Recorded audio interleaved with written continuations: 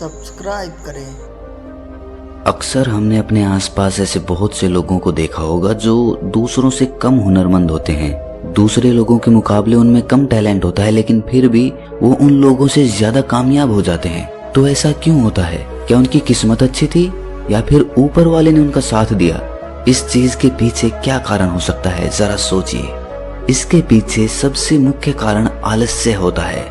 जी हाँ, कामयाब होने के लिए सिर्फ हुनर नहीं चाहिए, उस काम को करने के लिए जोश और हिम्मत चाहिए।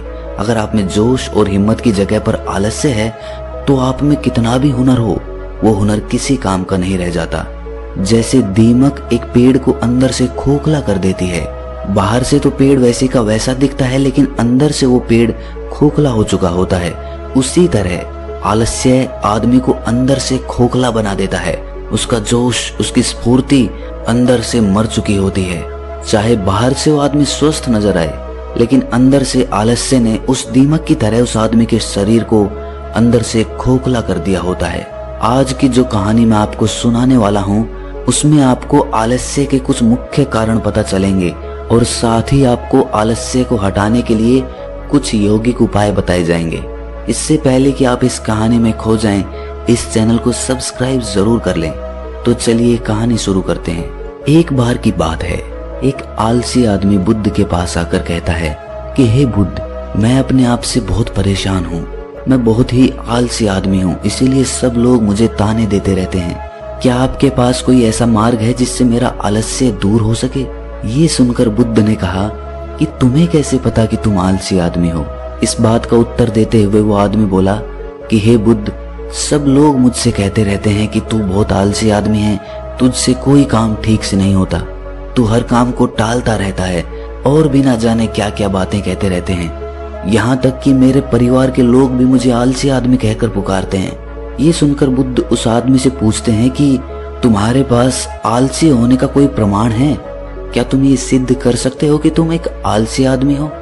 ये सुनकर वो आदमी कहता है कि हे बुद्ध, मैं कभी भी सुबह जल्दी नहीं उठ पाता और हर काम को टालता रहता हूँ। मुझे लगता है कि आलसी होने के लिए ये प्रमाण काफी होगा। इस आदमी की बातें सुनकर बुद्ध कहते हैं कि आलस्य को समझने के लिए हमें ये जानना होगा कि आलस्य क्या है और वो किसी आदमी के शरीर में कैसे जन्म लेता है।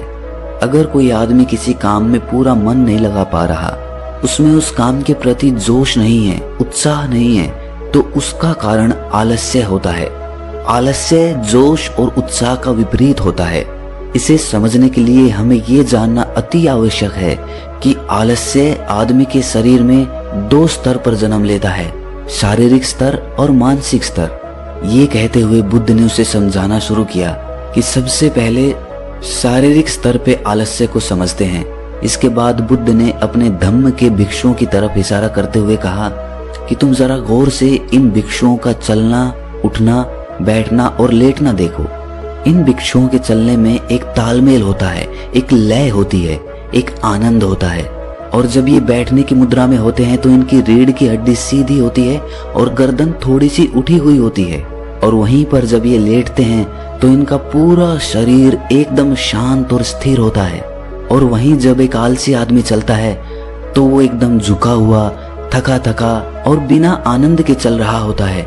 याद रखो, 70% आलस्य हमारे उठने, बैठने, चलने और लेटने से तय होता है।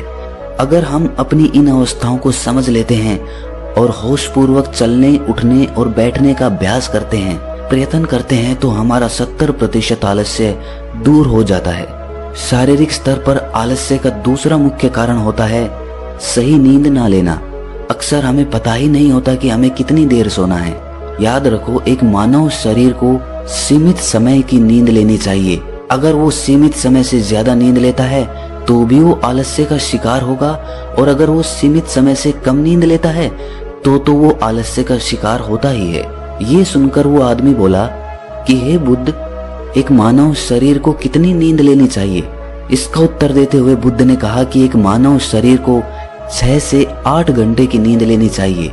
अगर आपका शरीर ज्यादा थका हुआ नहीं है तो 6 घंटे की नींद, अगर ज्यादा थका हुआ है तो 8 घंटे की नींद। इसी के साथ ये भी ख्याल में रखना चाहिए कि सोने के लिए रात का समय निर्धारित किया गया है। कुछ लोग दिन में ही सो जाते हैं, जिसकी वजह से धीरे धीरे आलस्य उनके अंगों में समाने लगता है। शारीरिक स्तर पे आलस्य का तीसरा मुख्य कारण है सुबह जल्दी ना उठ पाना। पूरी प्रकृति, यहाँ तक कि पेड़ पौधे और पक्षी भी सुबह सूर्य उदय होने से पहले जाग जाते हैं। ये हम पक्षियों को देखकर भी समझ सकते हैं कि प्रकृति ने मनुष्य के जागने का कौन सा समय निर्धारित कर रखा है। अगर हम सुबह जल्दी उठते हैं, सूर्य उदय होने से पहले उठते हैं, तो हमारे शरीर में एक स्फूर्ति होगी, एक ताजगी होगी और हम हर काम में अपना मन लगा पाएंगे।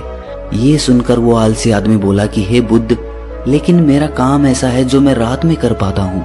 इसी वजह से मैं रात में सही समय पर नहीं सो पाता और सुबह जल्दी नहीं उठ पाता।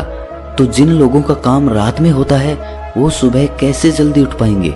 ये सुनकर बुद्ध कुछ सोच विचार करते हैं और उसके बाद कहना शुरू करते हैं कि जिन लोगों का काम रात में होता है उन्हें अपना काम पूरा मन लगाकर करना चाहिए, और यदि ऐसे लोग रात में काम करके दिन में भी सोते हैं और सीमित समय की नींद लेते हैं तो वे भी आलस्य से बच सकते हैं। लेकिन रात में जितनी गहरी नींद आती है उतनी गहरी नींद दिन में नहीं आ पाती, क्योंकि दिन में शोर शराबा ज्यादा होता है जिससे आदमी गहरी निद्रा में नहीं जा पाता। इसीलिए जो आदमी दिन में सोता है उसे कुछ ऐसी व्यवस्था करनी चाहिए जिससे बाहर का शोर शराबा उसकी नींद में बाधा ना बन सके। इसके लिए वो अपने कानों में रुई वगैरह ठूंस सकता है जिससे बाहर की आवाज उसके कानों में ना पड़े और वो गहरी निद्रा ले पाए। शारीरिक स्तर पे आलस्य का अगला मुख्य कारण होता है भोजन। सही समय पर और सही भोजन करना शरीर के लिए अति आवश्यक होता है। कुछ लोग ऐसा भोजन करते हैं जिसमें कोई जान ही नहीं होती। अब आप ही सोचिए, जिस खाने में जान ही नहीं है, जिस खाने में ऊर्जा ही नहीं है, वो खाना आपके शरीर को ऊर्जा कैसे दे सकता है? और अगर इंसान ऐसा खाना खाएगा तो उसका शरीर किसी भी काम को करने में प्रतिरोध करेगा ही। अक्सर गलत समय पर उल्टा सीधा भोजन करने से आदमी का मोटापा बढ़ता चला जाता है और एक पतले इंसान के मुकाबले एक भारी शरीर वाले इंसान के शरीर में ज्यादा आलस्य पाने की संभावना हो जाती है। इसीलिए ऐसा भोजन करो जो प्रकृति से सीधा प्राप्त हो रहा हो, जिसमें कुछ ऊर्जा हो। ये सुनकर उस आदमी ने कहा कि हे बुद्ध, शारीरिक स्तर पे तो आलस्य को मैं समझ गया हूँ, लेकिन मानसिक स्तर पे आलस्य क्या होता है? इसका उत्तर देते हुए बुद्ध कहते हैं कि इंसान को अपने जीवन में बहुत सारी नाकामयाबी मिलती है। जब वो नाकामयाब होता है, किसी काम को पूरा नहीं कर पाता, तो उसका जोश और उत्साह अगले काम को करने के लिए ठंडा पड़ता जाता है। जब भी वो किसी नए काम को शुरू करता है तो उसका पिछला काम उसके मन को प्रभावित करता रहता है। इसीलिए वो नए काम को पूरे जोश और उत्साह के साथ और पूरा मन लगाकर नहीं कर पाता, और यही आलस्य का कारण बन जाता है, जिसकी वजह से वो नया काम भी पूरा नहीं हो पाता, क्योंकि उसमें उसका पूरा मन और पूरा जोश नहीं लगा होता है। इसके लिए हमें ये समझना जरूरी होता है कि जो पिछला काम हमारा पूरा नहीं हो पाया, उससे भी हमें बहुत कुछ सीखने को मिला है। उससे हमें एक अनुभव मिला है जो हम अपने नए काम में लगा सकते हैं।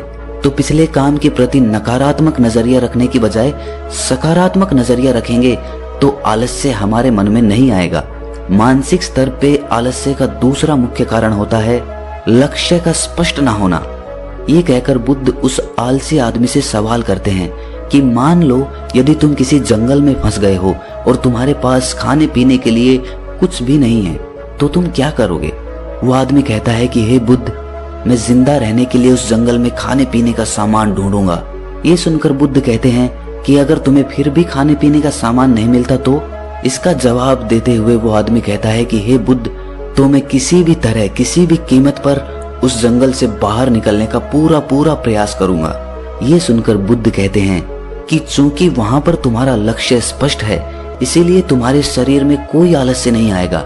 उस समय तुम्हें पता होता है कि तुम्हारे शरीर के लिए अभी सबसे ज्यादा जरूरी खाना पीना ढूंढना है। अगर तुम नहीं ढूंढोगे तो तुम मर जाओगे। और जब तुम्हारा लक्ष्य स्पष्ट होता है तो आलस्य तुम्हारे मन में आ ही नहीं सकता। लेकिन हमारे दैनिक जीवन में हमारा लक्ष्य स्पष्ट नहीं होता है, जिसकी वजह से हमारे मन की ऊर्जा इधर उधर बिखरती रहती है। अगर हमारा लक्ष्य स्पष्ट होगा तो कोई आलस्य, कोई ताकत हमें हमारा लक्ष्य प्राप्त करने से नहीं रोक सकती। और इसी तरह अगर किसी काम को करने की हमारे पास कोई ठोस वजह नहीं होती तो भी हम उस काम को टालते रहते हैं। उस काम को करने का हमारा मन ही नहीं करता, क्योंकि हमारे मन में ये बात समाई होती है कि इस काम को करके कुछ फायदा तो होगा नहीं। इसीलिए किसी काम को करने के लिए उसकी ठोस वजह जानना बहुत जरूरी होता है। बहुत सारे लोग व्यायाम करने की अहमियत नहीं समझते हैं, क्योंकि वो इसकी वजह नहीं देख पा रहे हैं। वो सोचते हैं कि व्यायाम करने से क्या फायदा, लेकिन जो आदमी दूरदर्शिता रखता है, जो ये देख पाता है कि अगर मैं आज व्यायाम नहीं करूंगा तो भविष्य में मेरा शरीर कितने रोगों से ग्रस्त हो सकता है, तो ऐसे आदमी के पास स्पष्ट लक्ष्य भी होता है और ठोस वजह भी होती है, और इसीलिए वो लोग व्यायाम भी करते रहते हैं। मानसिक स्तर पर आलस्य का अगला मुख्य कारण होता है आलसी लोगों का साथ। अक्सर कुछ लोग आलसी नहीं होते, लेकिन उनके आसपास के लोग आलसी होते हैं। अगर आपकी संगति में आलसी लोग भरे हुए हैं तो आप भी उनकी तरह हो जाएंगे। आपका भी मन काम करने से भागने लगेगा। आलस्य एक छुआछूत की बीमारी की तरह होता है। जितने ज्यादा आलसी लोगों से आप घिरे हुए हैं, आपका मन उतने ही आलस्य को पकड़ लेगा। मानसिक स्तर पर आलस्य का अगला मुख्य कारण है किसी भी काम को टालते रहना। कुछ लोगों की आदत होती है काम को टालते रहना।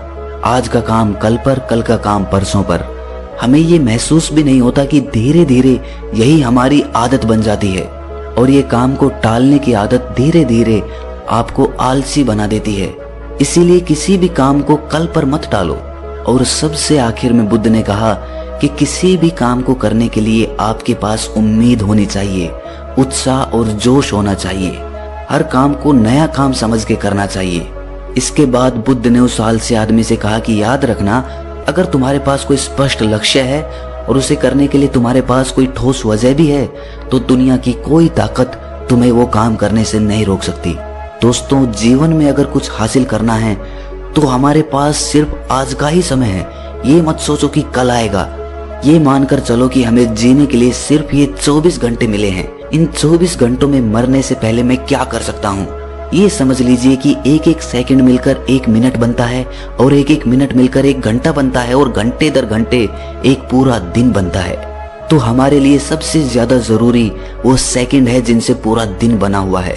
इसीलिए अपनी किसी भी सेकंड को बर्बाद मत करो, क्योंकि एक बार जो घड़ी बीत गई वो वापस लौट कर कभी नहीं आती। आपको ये कहानी कैसी लगी?